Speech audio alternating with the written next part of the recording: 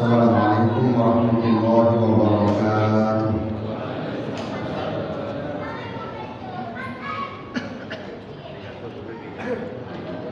Innal hamdalillah nahmaduhu wa nasta'inuhu wa nastaghfiruh wa na'udzu billahi min shururi anfusina wa sayyiati a'malina.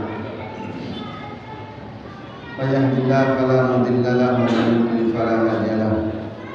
Asyhadu an la ilaha illallah wahdahu la syarika lahu wa asyhadu anna Muhammadan abduhu wa rasuluhu la nabiyya wa la rasula ba'dahu.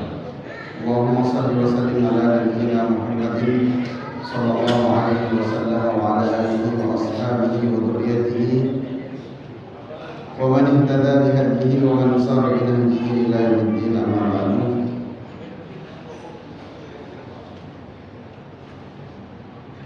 Kaum muslimin jamaah salat maghrib yang dimuliakan Allah, puji syukur alhamdulillah kita memuji Allah satu-satunya zat yang pujiannya bersifat abadi. Adapun pujian-pujian kita pada makhluknya itu pujian-pujian sementara, kecuali karenanya.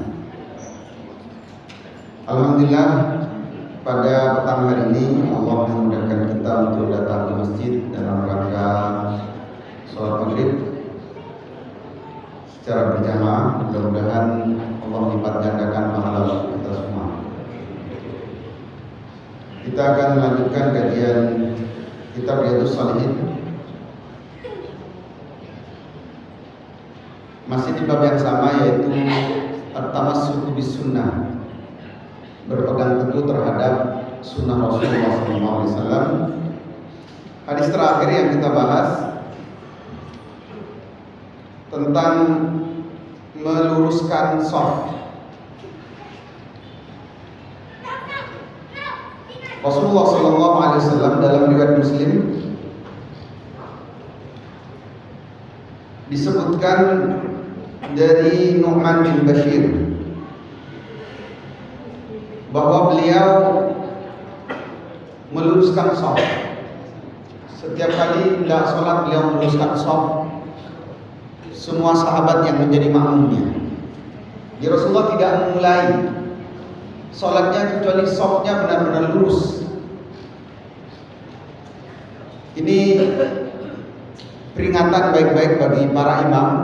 Pastikan bahwa shaf makmumnya itu lurus. Ka'annama yusawi bihal qidah. Jadi seakan-akan kami itu kata para sahabat, seakan-akan kami ketika meluruskan shaf seperti lurusnya anak panah pada sasarannya. Jadi benar-benar dibawa lurus.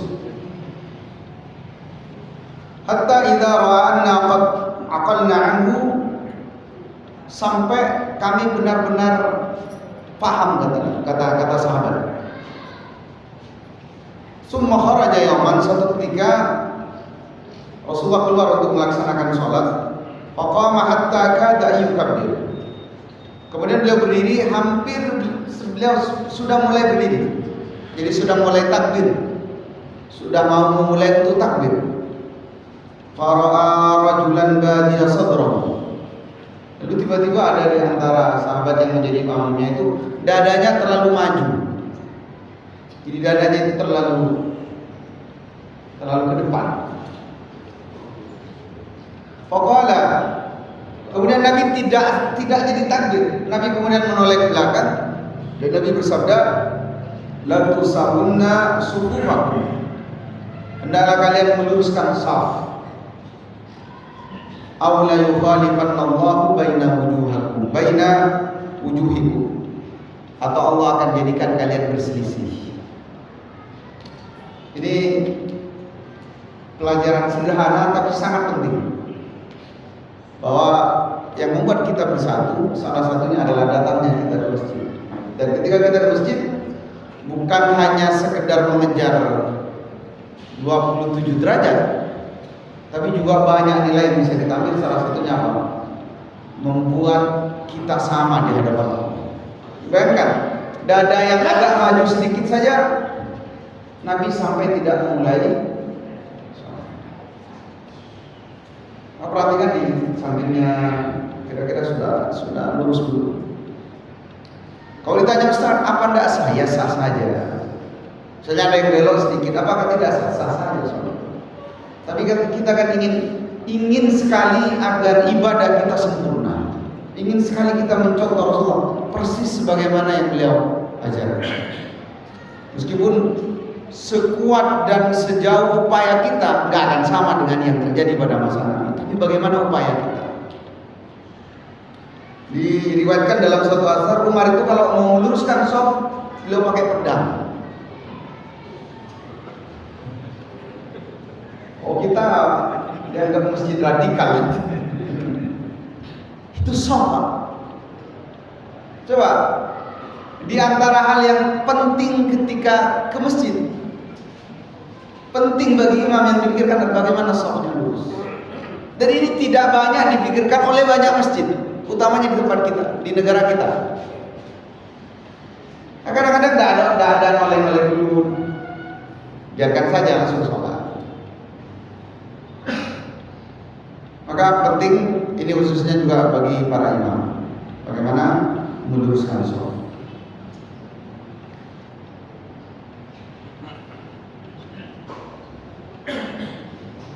Kemudian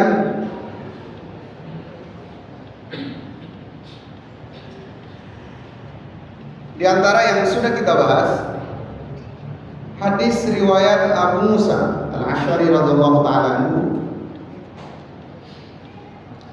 Beliau menceritakan iftaraqa baitun bil Madinah. Ada rumah yang kebakaran di kota Madinah. Rumahnya terbakar.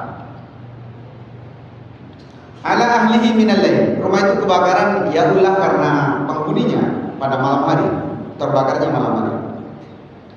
Falamma hudditsa Rasulullah sallallahu alaihi wasallam, ketika diceritakan di hadapan baginda Nabi Muhammad sallallahu alaihi wasallam bisya'nihim, tentang keadaan mereka, qala, Nabi bersabda, inna hadhihi an-nar aduwwun lakum.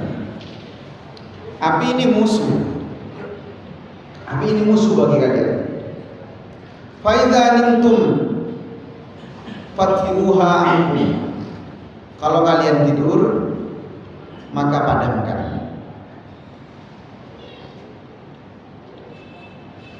Ini juga sederhana sekali sunnah Nabi. Khususnya para ibu ini, ibu-ibu yang masak. Jadi pastikan sebelum tidur itu mematikan api. Kalau konteks lafzinya memang sampai sekarang ya api. Tapi seiring berkembangnya ilmu pengetahuan, ternyata tidur itu tidak baik,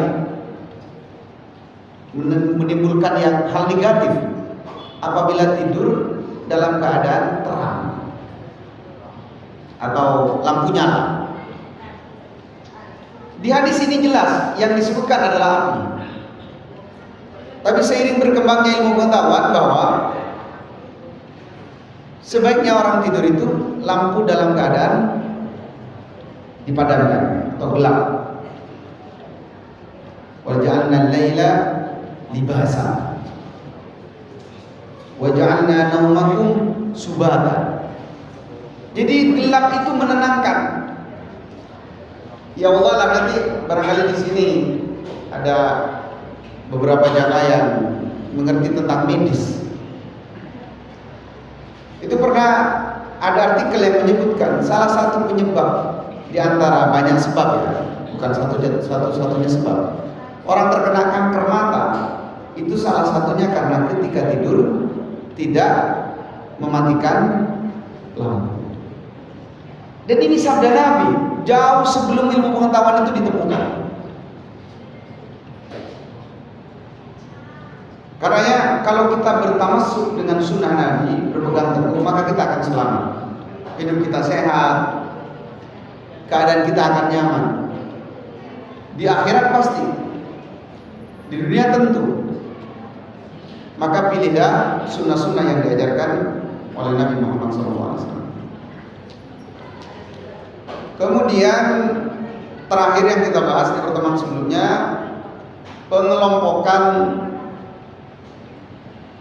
orang-orang yang bisa menerima ilmu dari Nabi Muhammad SAW diumpamakan seperti sekelompok tanah.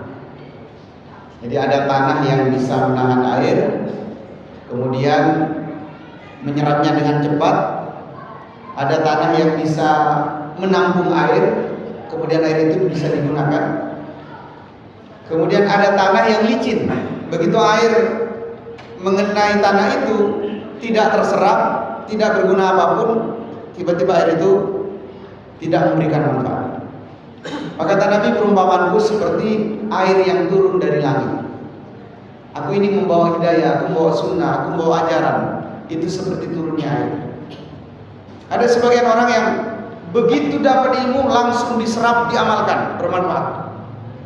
Ada sebagian yang lain bahkan begitu dapat ilmu, entah dari pengajian, entah dari baca, entah dari menonton, segala macam, dapat ilmu, ditampung, selain ditampung, diamalkan, diajarkan kepada orang lain. Ada yang waliyadzubillah, mudah-mudahan kita tidak masuk. Itu seperti air yang seperti, mohon maaf, tanah yang licin.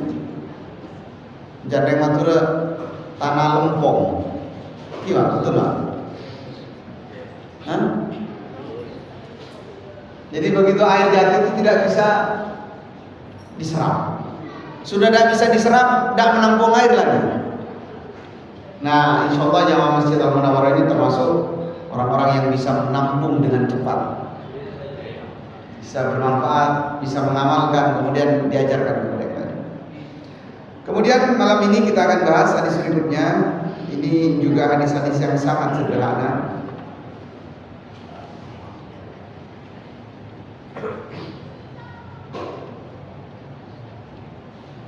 Masih dari sahabat yang sama, dari Abu Musa al-Asy'ari.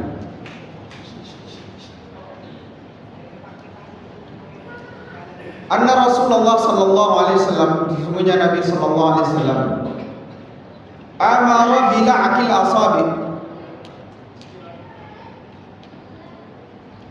Nabi menyuruh kita semua, kata sahabat, untuk menjilati jari jemari, jari-jari kita ketika selesai makan, dijilat. Wasahfah, kemudian dibersihkan, benar-benar dibersihkan. Waqala, kemudian Nabi bersabda, innakum la tadaruna fi ayyihi al-barakah.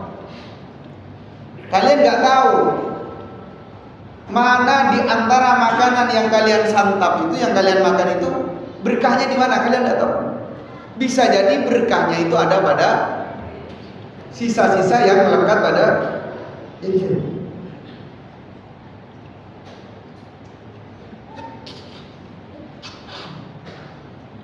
Kemudian yang kedua,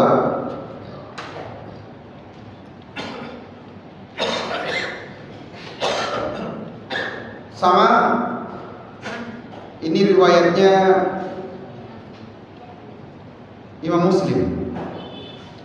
Idza waqa'at luqmatu ahadikum, kalau makanan atau suapan kalian itu jatuh, kalian makan sesuatu tiba-tiba jatuh, falyakhudha, segera ambil yang jatuh itu, ambil. Falyumit maka nabiha min alam, maka buang, kata Nabi, buang dari kotoran yang menempel itu. Jadi kalau ada kotoran yang menempel, buang. Waliyakulha, lalu makan sisanya. Jadi buang kotorannya, kemudian makan lagi. Wala yada'ha lisyaitan, jangan biarkan makanan yang jatuh itu dimakan setan. Wala yamsah yadahu bil mandil, jangan langsung bersihkan tangan kalian dengan tisu atau serbet. hatta yal'aqa asabi'ahu, sampai di antara kalian itu benar-benar menjilati jari-jarinya.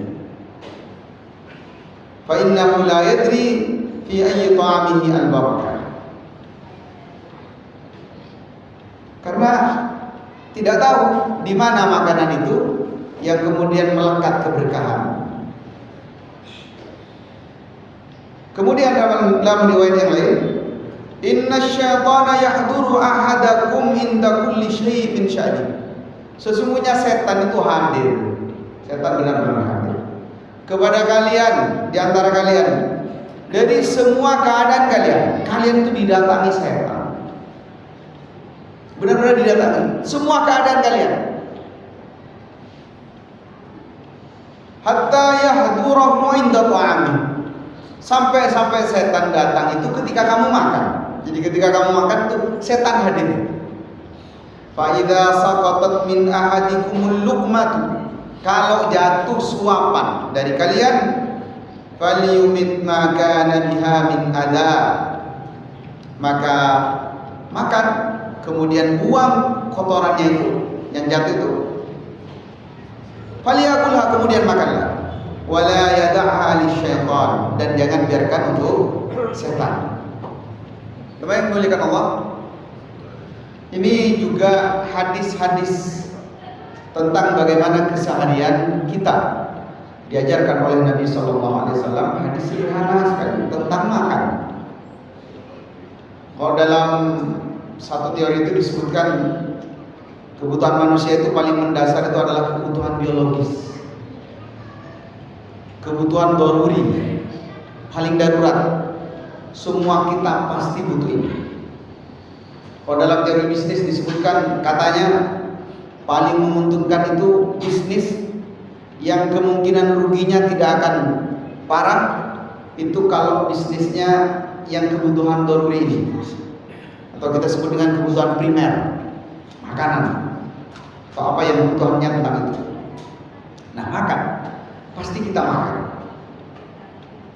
pasti makan. Rata-rata berapa kali Pak sehari? Berapa kali? 3. Satu kali makan berapa suapan? Beragam ya.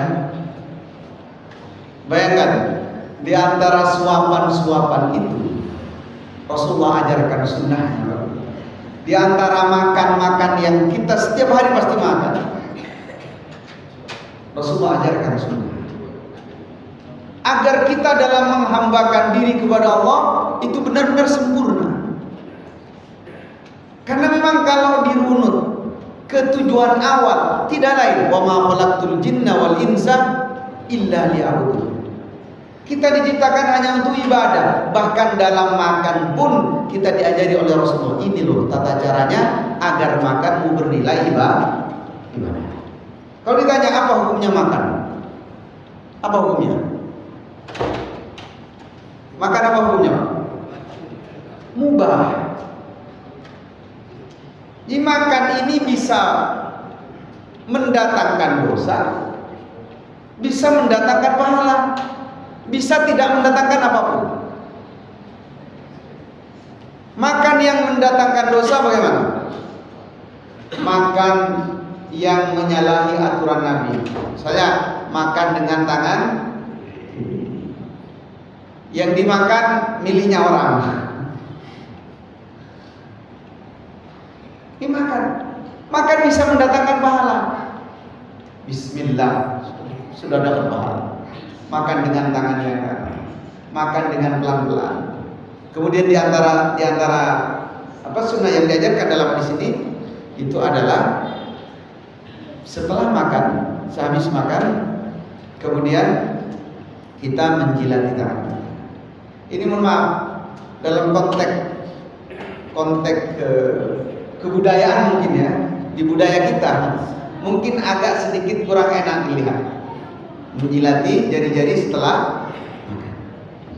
Tapi ingat, dalam kaidah usul fikih ketika hukum adat bertentangan dengan hukum syariat, maka yang dikedepankan adalah syariat. Tak apa-apa sampai dibilang Apalah terserah. Pokoknya saya mau ini Rasulullah, biar aja. Ada gak setuju ya sudah.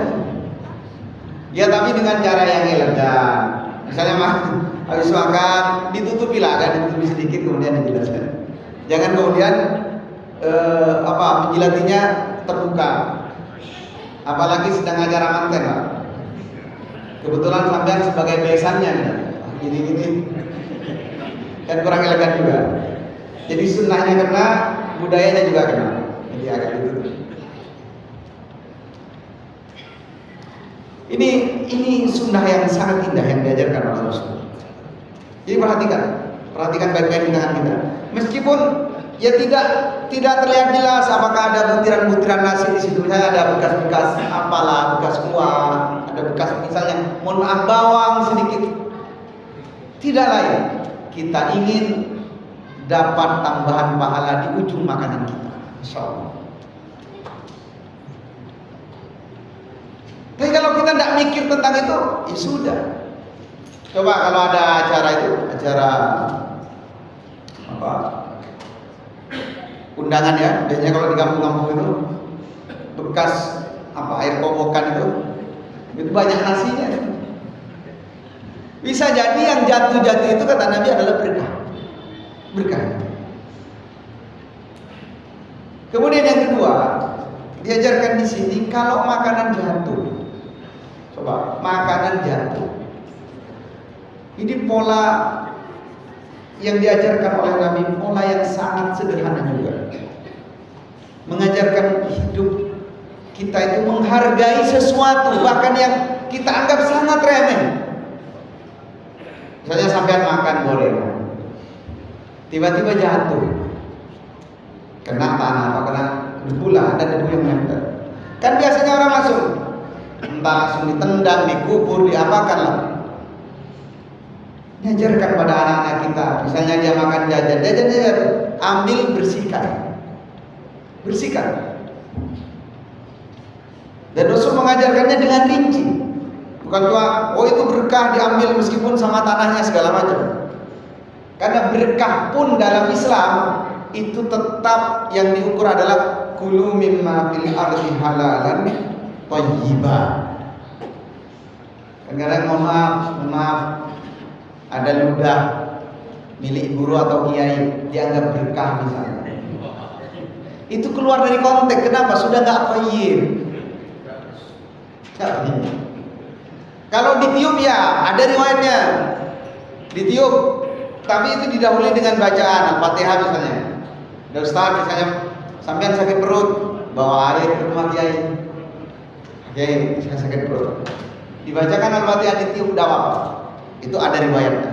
Tapi kalau diludahi, itu keluar dari konteks thayyib. Tapi mohon maaf, ada sebagian orang yang didahulukan konteks berkahnya. Nggak apa-apa lah, udah kiai kok. Yang penting berkah. Nah Rasul mengajarkan, ini jatuh makanan. Di situ ada keberkahan kata Nabi. Buang kotorannya, buang yang menempel itu, kemudian makan kembali. Ini juga ajaran sederhana dan kita harus menekankan itu pada keluarga kita, pada anak-anak kita. Banyak sekali di rumah Pak, di rumah-rumah kita itu kadang-kadang ya karena jatuh dianggap jijik. Mohon maaf, ini ajaran Nabi Muhammad SAW. Tapi ya pastikan sebelum dikonsumsi benar-benar bersih dan steril. Kemudian ajaran yang lain yang diajarkan dari hadis ini, wallahu alam, saya hanya dari bacaan. Nanti barangkali di sini ada yang kesibukannya di bagian medis. Tolong nanti di belakang bicara. Enggak apa-apa, tambahin keterangan enggak apa-apa. Bahwa makan itu afdolnya memang pakai tangan. Ini yang diantara yang saya banggakan menjadi orang Madura. Orang Madura itu kalau bertamu ke Jawa sudah jelas-jelas disediakan sendok, itu minta kobokan. Lebih enak pakai tangan. Nah, Rasul di sini mengajarkan apa? Kalau selesai makan, dia yang disuruh jilat apa? Jari-jarinya. Itu menunjukkan apa? Makannya pakai apa kira-kira? Dan gak elok juga misalnya makan di warung, lalu yang dijilat sendoknya. Orang Madura kan gitu rata-rata. Jadi kalau bertamu kemanapun sudah jelas disediakan sendok, itu tetap masih cari. Tapi ini yang logis-logis saja Pak. Misalnya sampai ke warung makan bakso, ya jangan paksakan pakai jari. Biar nyenang jangan di yang logis-logis saja. Jadi semua ada sunnahnya dan tapi ada penempatannya juga. Nah, ada yang menyebutkan dan di buku di artikel yang pernah saya baca, kalau makanan kita makan dengan jari kita, maka di jari-jari ini ada bakteri yang mempercepat proses pencernaan di perut kita, di lambung kita, di proses penggilingan itu. Karenanya makanan yang dimakan dengan jari-jari itu lebih baik daripada dengan sendok. Ada yang mengatakan begitu. Ya Allah lah nanti yang mengerti itu. Saya khawatir salah kalau urusan begini. Tapi yang diajarkan Rasulullah memang seperti ini. Kemudian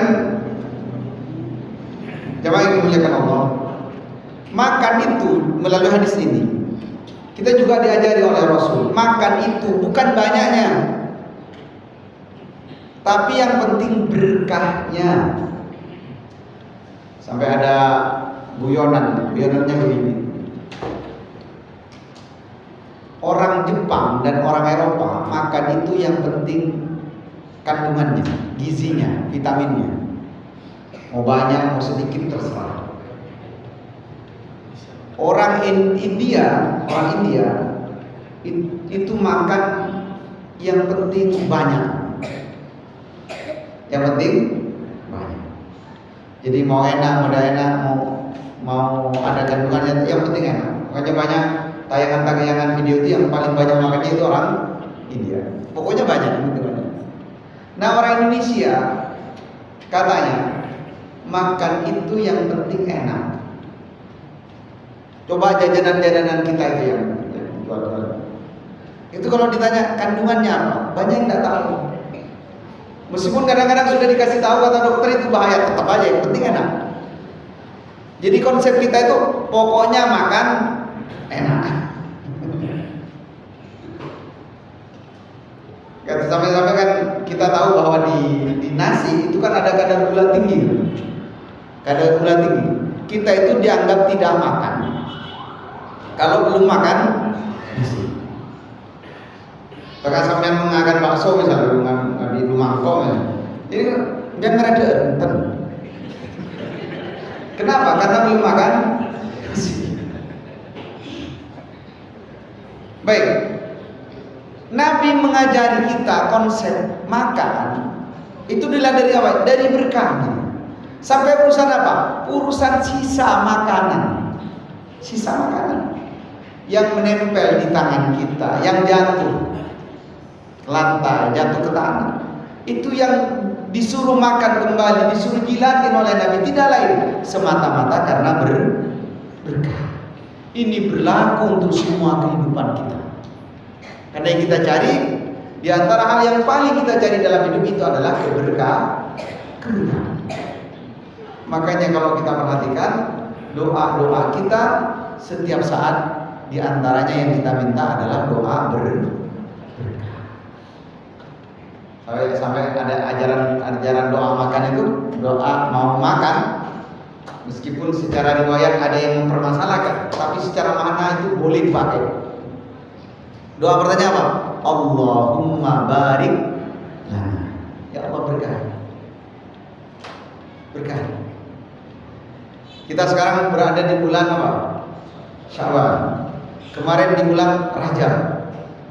2 bulan ini ulama berdoa dengan doa Allahumma barik lana fi Rajab wa Sya'ban. Nanti bulan Ramadan, salah satu nama bulan itu adalah Syahrul Mubarak. Ini penting sekali bagi kita bahwa di antara sekian banyak bulan itu ada bulan yang disebut dengan bulan keberkahan. Sebelum masuk ke bulan keberkahan, kita sudah minta keberkahan kepada Allah. Jangan tentu urusan yang sangat penting seperti itu, bahkan dalam urusan yang sederhana seperti yang kita bahas ini, Rasul mengajarkan kepada kita pentingnya hidup yang kita lihat adalah keberkahan. Jamaah yang dimuliakan Allah, makanan yang kita makan itu rata-rata kan satu piring. Kalau yang agak banyak porsinya itu penuh. Kalau yang lebih banyak lagi kadang-kadang satu piring tidak cukup, sinambah lagi. Nah, itu porsi. Tapi kita tidak tahu di butir keberapa, di suapan keberapa, di mana berkahnya kita tidak tahu. Maka Nabi mengajarkan kepada kita semuanya agar supaya keberkahan itu masuk pada diri kita. Keberkahan itu menjadi bagian yang kita makan. Diajarkan oleh Nabi, jilatlah, kalau jatuh ambil kembali dan makan setelah dibersihkan. Agar apa? Agar kita memastikan bahwa semuanya, dari semua keberkahan itu benar-benar kita konsumsi. Kita tidak tahu, bisa jadi yang ada di tangan itu yang dicuci kemudian masuk ke kobokan. Bisa jadi yang jatuh kemudian dibiarkan saja, itu keberkahannya di situ. Kemudian jamaah yang dimuliakan Allah, hadis ini juga mengajarkan tentang bagaimana kita menghargai pemberian rizki dari Allah Subhanahu wa taala. Rizki. Coba kalau tanya orang kelaparan, nemukan beberapa butir atau beberapa nasi yang kita abaikan itu, senang enggak? Senang, luar biasa. Tapi kadang-kadang kita karena kurang menghargai itu, seakan-akan itu tidak penting. Maka jamaah yang dimuliakan Allah, cara kita mensyukuri nikmat Allah adalah dengan bagaimana kita menyikapinya. Itu dengan menghargai pemberian Allah.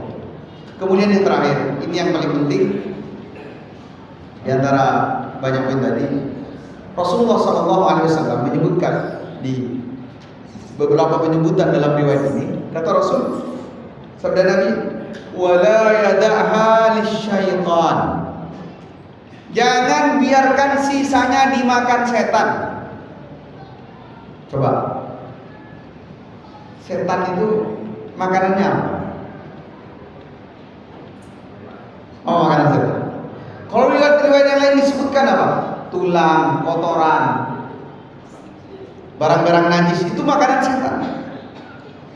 Tapi di sini Nabi Muhammad SAW menyebutkan, jangan biarkan makanan itu dimakan oleh setan. Artinya apa? Di antara bahagianya setan itu adalah ketika mendapatkan sisa makanan yang seharusnya ada keberkahan itu dimakan oleh manusia, kemudian menjadi santapannya. Bukan berarti setan makan berkahnya, enggak. Tapi setan senang karena ada hamba Allah yang menyanyiakan nikmatnya. Dan ini di banyak riwayat, di banyak hadis, bahkan di dalam ayat kita diperintahkan oleh Nabi, diperintahkan oleh ayat untuk senantiasa minta perlindungan dari setan. Makanya di ayat sebelumnya, di hadis sebelumnya, Nabi ketika diceritakan tentang kebakaran, Nabi menyebutkan apa? Innan nara aduwwun lakum. Api itu musuh bagi kalian. Maksudnya apa? Secara hakikat, karena setan itu diciptakan dari, secara hakikat ya.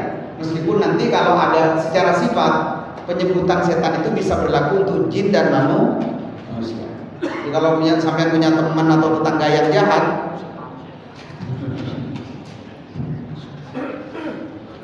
nah, minta perlindungan dari setan.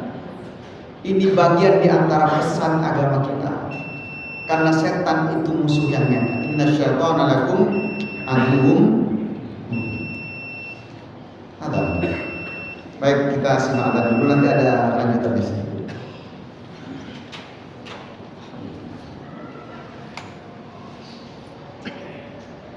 Allahu Akbar, Allahu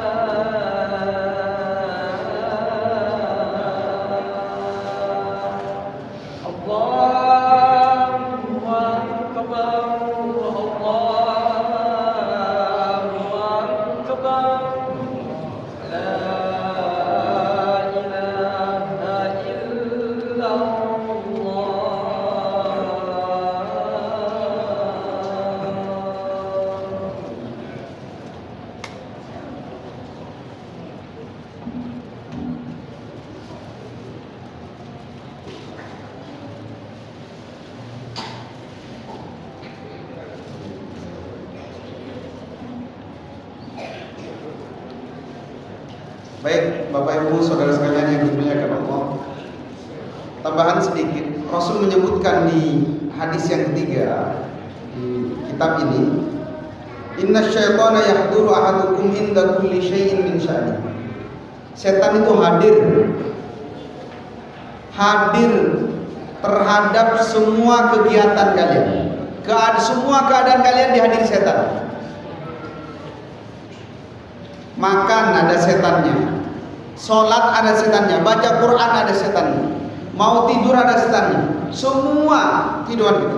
Makanya bayi begitu dilahirkan, begitu bayi itu keluar dari rahim ibunya, doa pertama yang dibaca pertama apa? A'udzubillahi minasyaitonir rajim. Bismillah. Nabi ngajarkan apa? Ini bapak-bapak ini yang istrinya sudah melahirkan ini. Dulu ketika istrinya melahirkan itu yang dibaca pertama apa? Diadzani. Adzan yang kanan, iqomah yang kiri. A'udzu bikalimatillahi tammah min kulli syaitanin wa hamma wa min kulli ainin lam. Jadi minta perlindungan pertama kepada Allah itu dari godaan. Bahkan jauh sebelum itu, 9 bulan sebelumnya, ketika proses membuat anak, doanya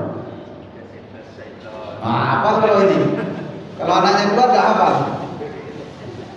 Itu dari sekarang. Bahkan Nabi mengatakan, siapa yang menggauli istrinya kemudian membaca Allahumma jannibna syaitan wa jannibi syaitan ma razaqtana, maka anak itu tidak akan diganggu. Ini mungkin jawaban Pak yang punya anak-anak sulit dinasihati. Ini penting. Jadi nanti mau tidur minta muawwidzatain, tidak tenang, mau tidur qul a'udzu birabbil falaq, qul a'udzu birabbil. Dalam riwayat lain ditambah ayat kursi. Ayat kursi di antara ayat mengusir setan. Masuk rumah, tutup pintu bismillah. Semua perabotan dibalik bismillah. Tidak lain, semata-mata ingin mengusir. Masuk kamar mandi.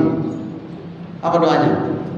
Allahumma inni a'udzubika minal khubuthi wal sakalaina. Seperti itu. Karena itulah di poin ini perlu ditekankan bahwa untuk urusan makan yang sedikit pun jatuh kata Nabi, jangan biarkan dimakan setan. Itu artinya apa?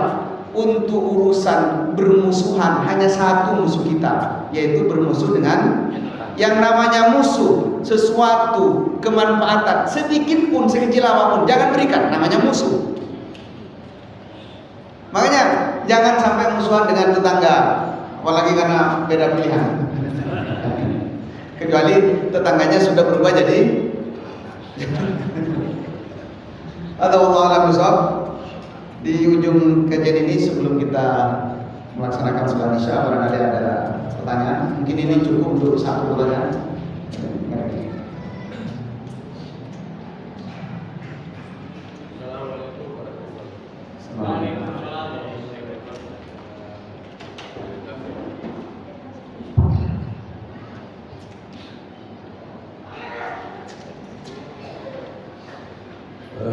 Yang pertanyaan saya, ketika kita mau sholat, kemudian imam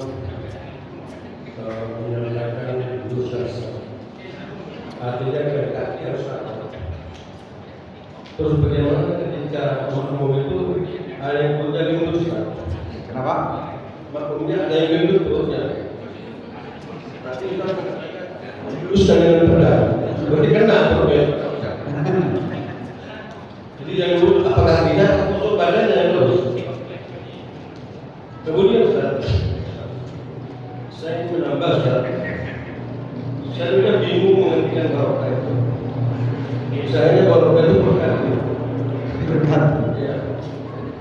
Kemudian saya baru paham bahwa barokah itu saya baca di buku sejarah ketika Rasulullah meninggal perang. Maka ada salah satu sahabat mengatakan, ya Rasul, saya ingin mengundang teman-teman seusai berperang. Maka ketika usai perang, dihitunglah sahabat itu ada 300 di sana. Setelah itu dia berangkat ke rumahnya sahabat semua, dan dia bertanya kepada istrinya, istri itu ada berapa makanan sebagai potong? Sebab kalau dulu langsung nggak ada nasi, nggak ada roti. Ini nggak boleh bilang mungkin tangannya. Kemudian setelah itu ada 150. Gimana ya? Ini adanya 150. Saya pisau, maka dipotonglah dari 2 sehingga pas menjadi 300. Di mana keberkahannya? Ternyata keberkahannya ketika dia makan separuh, dia masakannya sehingga sisanya dikasih temannya. Jadi keberkahan itu sedikit tapi menyenangkan. Kemudian tambah. Itu saudara, pendapat saya berkah itu tidak harus banyak yang menyenangkan, tapi yang sedikit tapi menyenangkan. Begitu saja. Baik. Pertanyaan pertama terkait dengan meluruskan shaf. Sekali lagi, riwayat-riwayat seperti itu idealnya di mana orang-orang sudah sangat paham, sehingga dalam riwayat itu disebutkan hatta aqalna, sampai kami paham. Artinya dalam keadaan semuanya memungkinkan, seperti misalnya di masa Umar, semua orang sudah tunduk saat itu pada Umar bin Khattab, maka keadaan seperti itu bisa diterapkan benar-benar 100%. Tapi kalau kita di masyarakat, misalnya masyarakatnya belum kenal sunnah, misalnya jangankan sunnah, mementingkan sholat jamaah aja belum paham, maka keadaan seperti itu dimulai dari hal-hal yang sederhananya. Mohon Pak, softnya diluruskan. Nanti kalau kita lurus, sholat kita sempurna. Saya ngisi pengajian di ada desa namanya Konang, hampir per kajian itu, kajiannya rutin tiap bulan. Per pengajian saya ingatkan tentang shaf. Apa yang didapat? Tiap kali mulai sholat, itu ada yang mulai dari kanan duluan, ada yang mulai dari kiri duluan, ada yang tiba-tiba sopnya di tengah kosong, yang pinggir ngisi, apalagi meneruskan. Nah, artinya tadi kalau pertanyaannya, Ustaz, bagaimana kalau ada yang perutnya agak buncit di masa Nabi kan dada itu menonjol ke depan. Saya meyakini bahwa dada itu menonjol ke depan karena disengaja. Tapi kalau keadaan di antara kita itu maklum, la ikraha fiddin. Jadi kalau ada keadaan di mana tidak memungkinkan, misalnya ada sebagian orang yang mohon maaf perutnya buncit atau keadaan-keadaan yang lain, itu tidak bisa dipaksakan. Artinya imam harus terpaham betul bagaimana situasi dan kondisi makmumnya. Sehingga ketika ada sahabat Mu'adz bin Jabal ngimami terlalu panjang, bukan malah dipuji oleh Nabi, ditegur, "Fatanu nantayama." Kamu masa buat fitnah seperti itu? Kenapa? Karena makmumnya protes ke Nabi. wahai Rasul, Mu'ad ini kalau ngimami panjang terus. Ternyata masyarakatnya belum siap untuk. Sama, ada sebagian masyarakat yang ketika diingatkan shaf itu belum siap untuk itu. Karena itulah mulai dengan perlahan. Jangan sampai sebelum sholat malah tengkar dulu. Karena takutnya ada sebagian jamaahnya yang temperamen, makin songol sekarang tokar jadi. Dimulai dengan perlahan. Kemudian terkait dengan keberkahan, memang saya juga meyakini Pak, kalau berkah itu ya berkah. Kenapa? Itu dari sisi bahasa lugawi. Kenapa? Karena berkah itu menurut bahasa ada az-ziyadah tuan nama. Az-ziyadah bertambah dan bertumbuh. Jadi kalau yang dimakan ketika dihidangkan itulah ada makan yang kita dapat, maka kalau yang ditenteng itu adalah tambahan. Ini luar biasa yang kasih istilah itu, bahwa berkat itu memang tambahan. Dan riwayat itu kalau tidak salah sahabat Jabir yang mengundang Nabi dalam perang Khandaq kalau tidak salah, itu ikhtilaf. Ada yang mengatakan 300, ada yang mengatakan bahkan 3.000 orang. Jadi ketika panci dibuka, dituangkan ke anggaplah piring kalau sekarang ya. Kemudian ditutup lagi, isi lagi, dibuka, ditutup lagi, isi lagi dan seterusnya. Itu menunjukkan keberkahan karena Nabi Muhammad SAW memang pada diri beliau itu ada keberkahan. Makanya saya tidak menolak 100% jika ada misalnya orang-orang yang ahli ibadah kemudian diberikan karomah. Misalnya secara kasat mata dia tidak punya pekerjaan. Misalnya secara kasat mata hidupnya tidak cukup untuk itu. Tapi ternyata Allah berikan cukup. Dan saya saksi mata langsung. Guru saya di pesantren, beliau cerita gaji beliau itu kurang lebih 1,5 juta setiap bulan. Dan beliau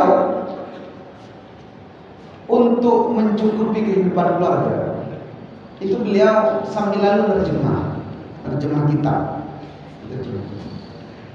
4 anak beliau mulai dari mondok sampai selesai kuliah tidak ada satupun yang dapat beasiswa, tapi semuanya beliau biayai.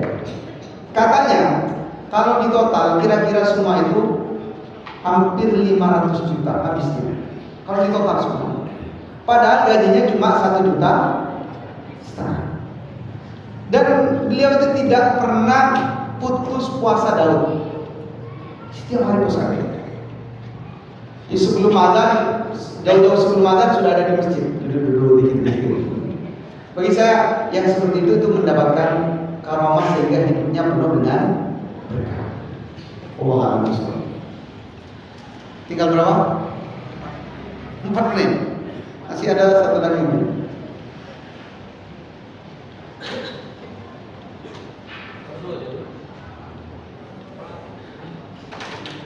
Baik, nampaknya saya meyakini paham.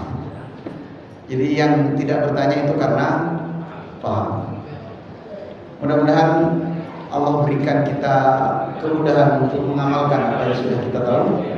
Allahumma 'allimna ma yanfa'una wanfa'na bima 'allamtana. Ya Allah, buat kami paham apa yang bermanfaat untuk kami dan jadikan manfaat apa yang sudah kami pelajari. Wazidna ilman nafi'a, terus tambahkan kepada kami ilmu-ilmu yang memberikan manfaat kepada kami.